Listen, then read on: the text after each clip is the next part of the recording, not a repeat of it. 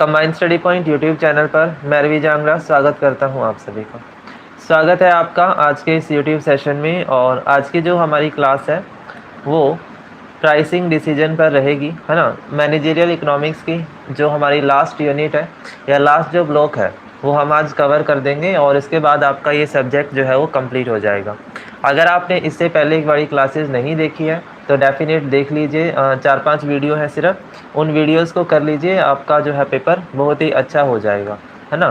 तो एक इम्पॉर्टेंट चीज़ है ना, तो इसीलिए ज़रूरी है चीज़ों को कंसाइज वे में करना, क्योंकि अब इतना ज़्यादा समय आपके पास नहीं है कि बहुत ज़्यादा डीप में जा कर के आप चीज़ों को पढ़ो, है ना। और क्योंकि ये इकोनॉमिक सब्जेक्ट है तो आप लोगों ने +2 में फिर उसके बाद ग्रेजुएशन में ये सारी चीज़ें की हुई हैं, बस थोड़ा सा मैनेजमेंट के अंदर इसका थोड़ा रोल अलग हो गया है ना। तो उसके हिसाब से हमें चीज़ों को पढ़ना है। चलिए, तो चैप्टर नंबर 10 हमारा है market structure and barrier to entry. अब मार्केट स्ट्रक्चर बताओ, आपने नहीं पढ़े क्या, है ना। मार्केट स्ट्रक्चर के बारे में कितना आप जानते हो? देखिए, मार्केट स्ट्रक्चर का अगर हम बात करें या किसी भी इकॉनमी में मार्केट की एक इम्पोर्टेंस बहुत ज़्यादा रहती है।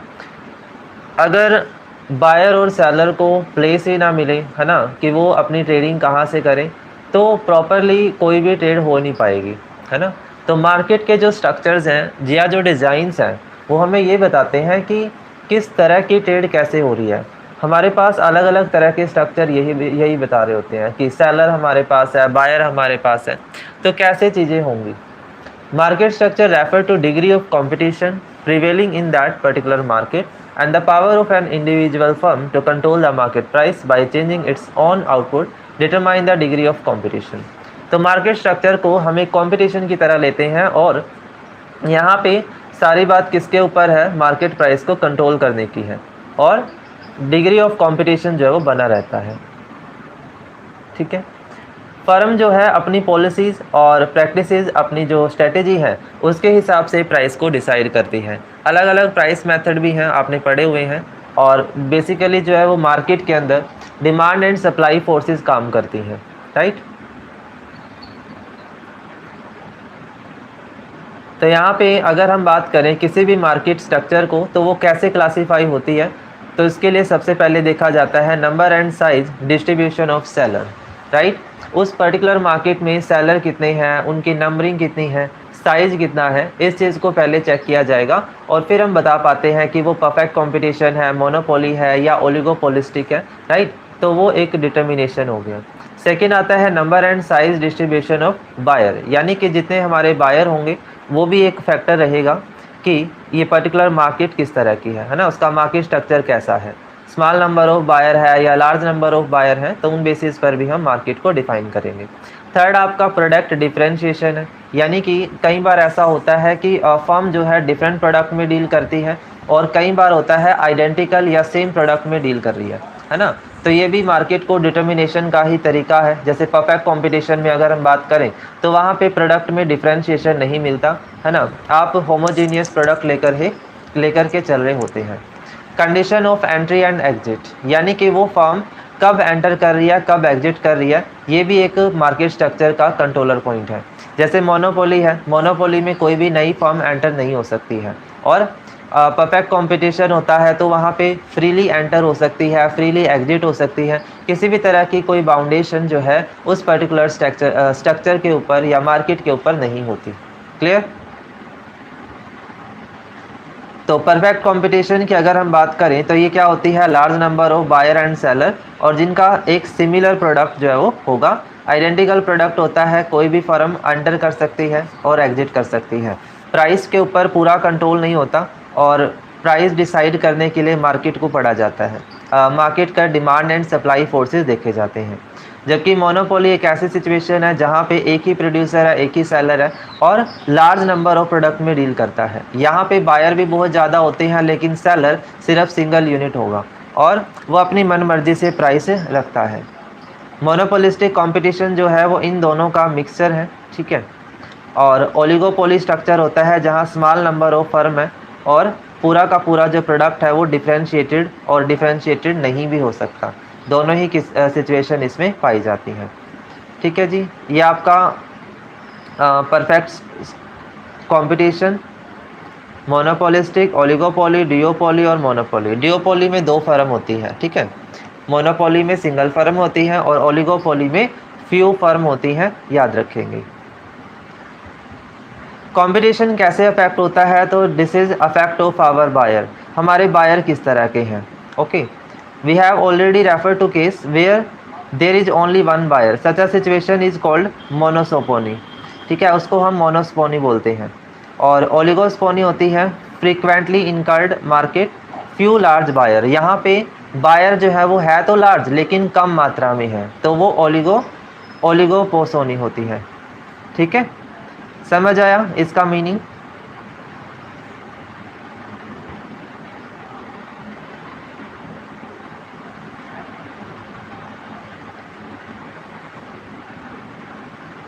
फिर इसके बाद है प्रोडक्ट कैरेक्टरिस्टिक्स। वही सेम बात कि प्रोडक्ट हमारा होमोजेनियस है या डिफ्रेंशिएटेड है, राइट, उसकी क्वालिटी किस तरह की है, तो इससे भी हम जो है डिसाइड कर पाते हैं उसका मार्केट स्ट्रक्चर।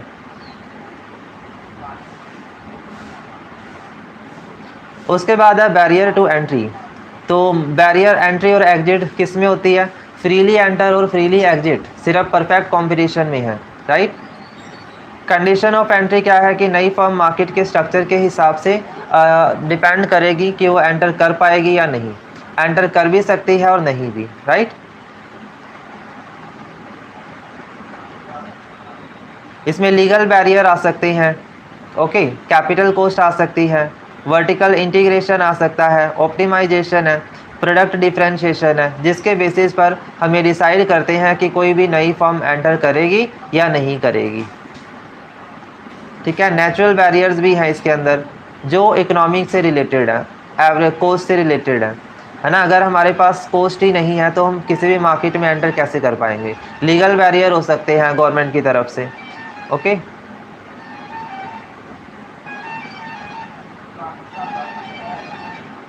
स्ट्रेटेजिक बैरियर है जो फर्म की तरफ से लगाए जाते हैं ताकि कोई नई फर्म मार्केट में आ ही ना पाए।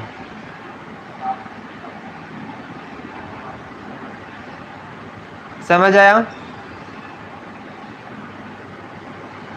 स्ट्रेटेजिक प्राइस बैरियर क्या होता है, इंपॉर्टेंट है ये, अच्छे से पढ़ लेना इसको।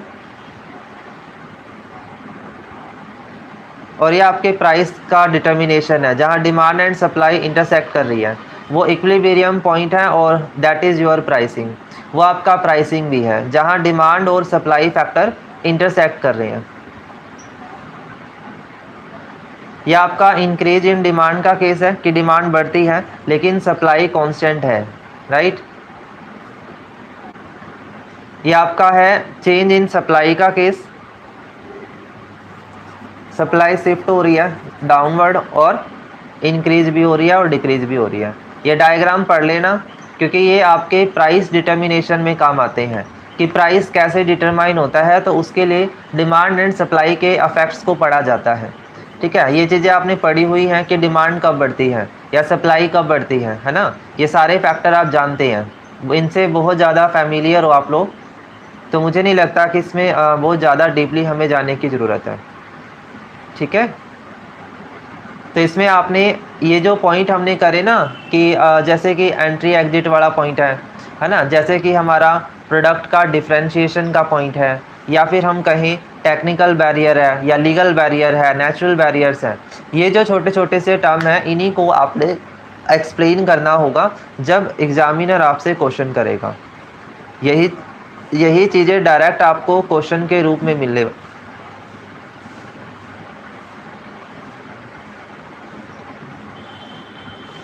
समझ आ रही हैं चीज़ें? हाँ भाई, परफेक्टली समझ पा रहे हो कि एक्चुअली में है क्या?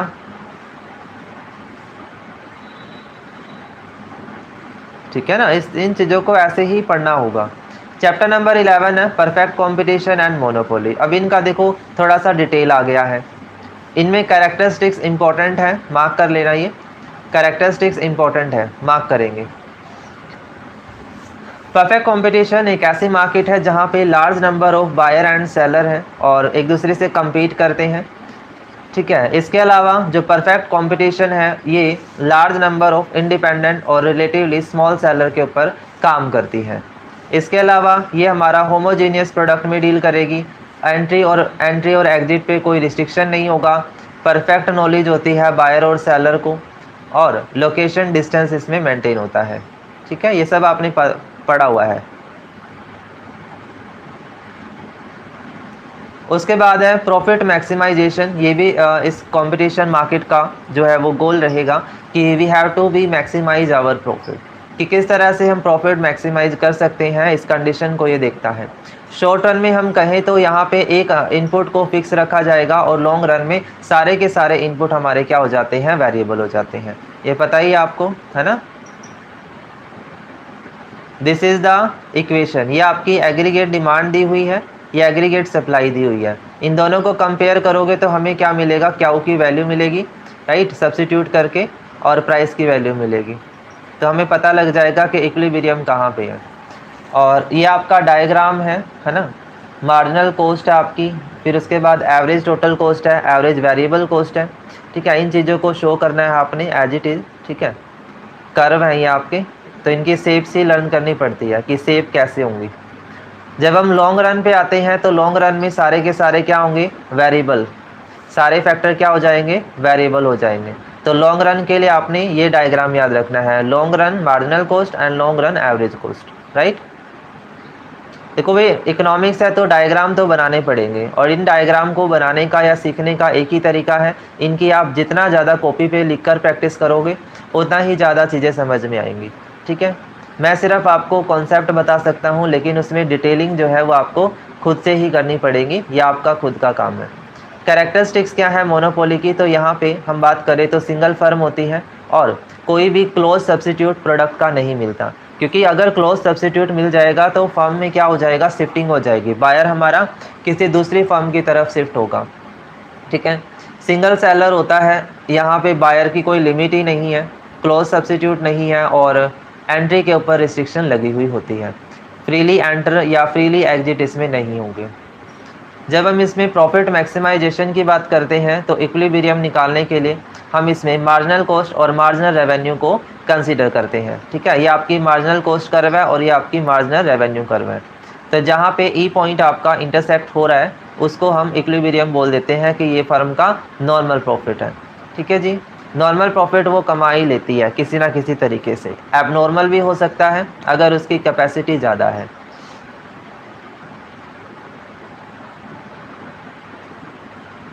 ठीक है, मोनोपोली पावर क्या शो करती है, मतलब यहाँ पे मोनोपोलिस्ट जो है वो अपनी मर्जी से प्राइस चार्ज करते हैं, साथ में मतलब ये भी होता है कि ओवरऑल जो कॉस्ट है वो भी रिकवर हो जाती है और मैक्सिमम जो है वो प्रॉफिट भी कमा लेते हैं। यहाँ पे प्राइस का रिस्ट्रिक्शन नहीं है, प्राइस अपनी मर्जी से वो डिसाइड करते हैं और फिर उसके हिसाब से जो है वो चार्ज भी करते हैं। ठीक है, दिस इज़ योर इक्वेशंस हैं ये, थोड़ा सा देख लेना इनको मोनोपोली के अंदर।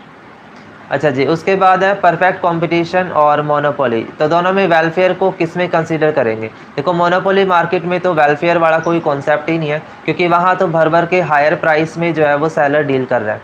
लेकिन परफेक्ट कंपटीशन ऐसा नहीं है, क्योंकि वहाँ पे एक्सपेंस को ध्यान में रखते हुए, मार्केट के स्ट्रक्चर को ध्यान में रखकर, डिमांड एंड सप्लाई को ध्यान में रखकर प्राइस बनाया जाता है। तो ये आप याद रखेंगे। ठीक है, यह आपका है इवैल्यूएशन ऑफ मोनोपोली। देखो यहाँ तक की जो सिचुएशन है वो कंज्यूमर सरप्लस की है, यह आपका डेड वेट लॉस है। ओके, इन चीज़ों को ऐसे ही आपने लिखना भी है। जब मोनोपोली का स्ट्रक्चर डिफाइन कर रहे हैं तो जब डायग्राम बनाते हैं तो डायग्राम सेम ही है, अलग नहीं है। ठीक है, एक डायग्राम आपका परफेक्ट कंपटीशन का है और एक डायग्राम आपका मोनोपोली का है, तो डायग्राम तो सेम है ना, डायग्राम में बिल्कुल भी फ़र्क नहीं है। जो आपने पहले बनाए हुए हैं वही है, कुछ भी अलग नहीं है। बताओ इसमें क्या अलग है। ठीक है, समझ आ रही है भाई चीज़ें। वो देखो हर चीज़ इतनी ज़्यादा मुश्किल नहीं है, अगर आप उसको बेहतरीन तरीके से थोड़ा सा कॉन्सेप्ट लेकर के करते हो तो हर चीज़ आप सोल्व कर सकते हो। ऐसी बात नहीं है कि मुश्किल है, टिपिकल नहीं है, बस ये आप याद रखिए। अगर आप मेहनत कर रहे हो किसी भी टॉपिक को लेकर, किसी भी सब्जेक्ट को लेकर, तो डेफिनेट सक्सेस मिलेगी। ओके, अब यही बात है, आपने ग्रेजुएशन में इकोनॉमिक्स को बहुत अच्छे से पढ़ा है, अगर वहाँ के कॉन्सेप्ट एकदम क्लियर हैं तो यहाँ पे कोई दिक्कत ही नहीं होगी। ठीक है, अब जो मैं टर्म्स आपको बता रहा हूँ, कुछ ऐसे भी कैंडिडेट होंगे जो बिल्कुल फैमिलियर होंगे, जिन्होंने ग्रेजुएशन में बहुत अच्छे से पढ़ा है ना, परफेक्ट कंपटीशन, मार्केट, ये सब चीज़ें हम बार बार पढ़ते हैं, तो अलग तो कुछ भी नहीं है, राइट। तो हमेशा अपना दिमाग इस चीज़ पर फोकस करा करो कि ज़्यादा से ज़्यादा हम कैसे अपॉर्चुनिटी गेन कर सकते हैं, राइट। आपके पास रिसोर्स हैं, क्लासेस हैं, तो प्रॉपर इसका यूटिलाइजेशन करना वो आपकी जिम्मेदारी बनती है। क्लियर है? तो बच्चे इस चीज़ का ध्यान रखें, अच्छे से पढ़ो, अपनी मेहनत करते रहो, एग्ज़ाम में डेफिनेट सक्सेस मिलेगी। देखिए मोनोपोलिस्टिक कंपटीशन क्या है। एडवर्ड चैम्बरबिन ने ये मॉडल दिया। इन्होंने कहा कि भाई एक ऐसी मार्केट भी होती है जहाँ पे लार्ज नंबर ऑफ सेलर हैं, लेकिन फर्म का जो होमोजेनियस प्रोडक्ट की कंडीशन है वो नहीं है, डिफ्रेंशिएशन प्रोडक्ट है। ठीक है, यानी कि ये जो कंपटीशन है वो आपका मोनोपोली और जो परफेक्ट कंपटीशन है दोनों के कंबाइंड फीचर के साथ चल रहा है, इसीलिए इसका नाम क्या है, मोनोपोलिस्टिक है, राइट। यहाँ पे लार्ज नंबर ऑफ सेलर है, लार्ज नंबर ऑफ बायर है, सफिशेंट नॉलेज है दोनों को, डिफ्रेंशिएटेड प्रोडक्ट है और फ्री एंट्री एग्जिट है, राइट। मतलब यहाँ पे आपको जो कैरेक्टरिस्टिक्स दिखाई दे रही हैं वो परफेक्ट कंपटीशन की भी हैं और साथ में मोनोपोली की भी हैं, तो इसलिए इसका नाम क्या हो जाता है, मोनोपोलिस्टिक, राइट। डिमांड कर्व आपका लेस परफेक्ट इलास्टिक और डाउनवर्ड स्लोपिंग होता है इसमें। ठीक है, जब शॉर्ट रन की बात करते हैं तो शॉर्ट रन में कुछ इस तरह का डायग्राम बनेगा, marginal cost, average total cost, average revenue और मार्जिनल रेवेन्यू, है ना। तो यहाँ जब भी ये इंटरसेक्ट कर रहे हैं वो आपका इक्विलिब्रियम होगा। ठीक है, ये फर्म का इकोनॉमिक प्रॉफिट दिखा रहा है, पी एंड क्यू जहाँ पे डिनोट हो रहे हैं,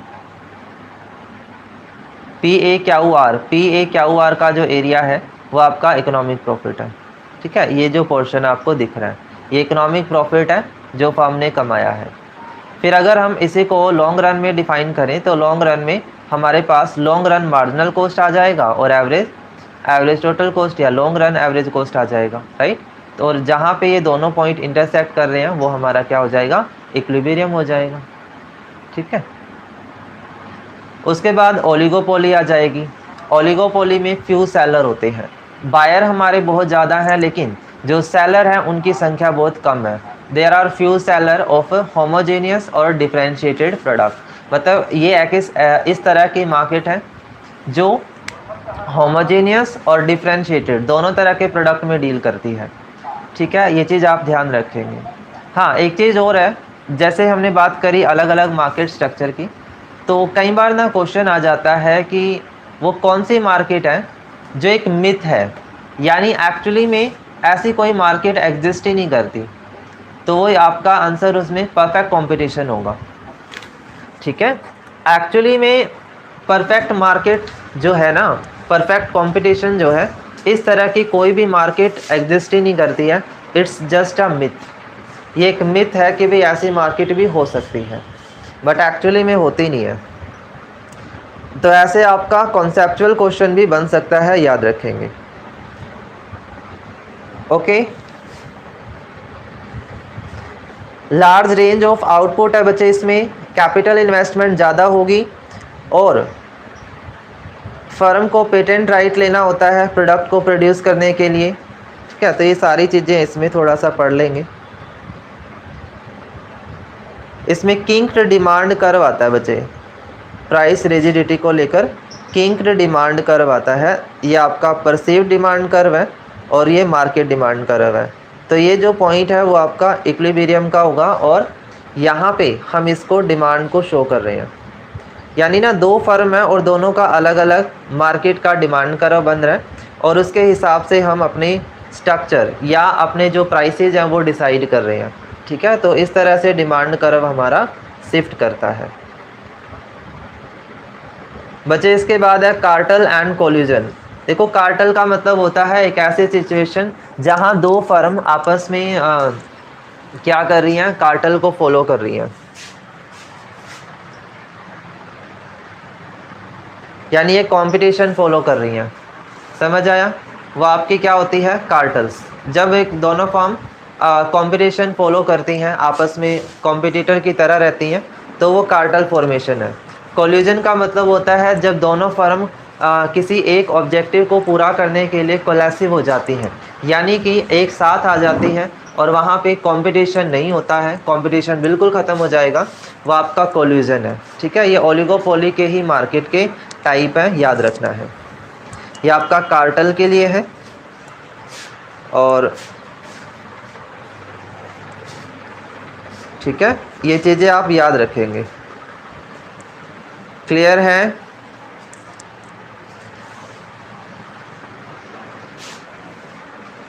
ठीक है, चलिए, तो यहाँ तक आपने चीज़ें कर लेनी है MCO 2-1 में। और चैप्टर नंबर 13 प्राइसिंग स्ट्रेटजी पर है बच्चे, कि प्राइस कैसे डिटरमाइन होता है। जैसे पीक लोड है, यानी स्टार्टिंग में बहुत ज़्यादा हायर प्राइस और उसके बाद कम प्राइस। प्राइस डिस्क्रिमिनेशन है कि भाई हम प्रोडक्ट के अकॉर्डिंगली प्राइस डिसाइड करते हैं, है ना। ये किस में पॉसिबल होता है, मोनोपोली में, राइट। कंसंट्रेशन रेशियो निकालते हैं ताकि पता लगे कि आउटपुट के चांस कितने हैं। टैरिफ है, टैरिफ को ध्यान में रखकर प्राइस बनाए जाते हैं। तो ये कुछ छोटे छोटे से पॉइंट हैं, इनको थोड़ा सा देख लेंगे। ठीक है, ओवरऑल जो इम्पोर्टेंट चीज़ें थी इस चैप्टर ब्लॉक की वो हम कर चुके हैं, है ना। तो आपकी रिस्पॉन्सिबिलिटी बनती है कि अब इसको पढ़ो अच्छे से, जो जो चीज़ें करवाई गई हैं, जैसे जैसे बताया गया है उसको फॉलो करो।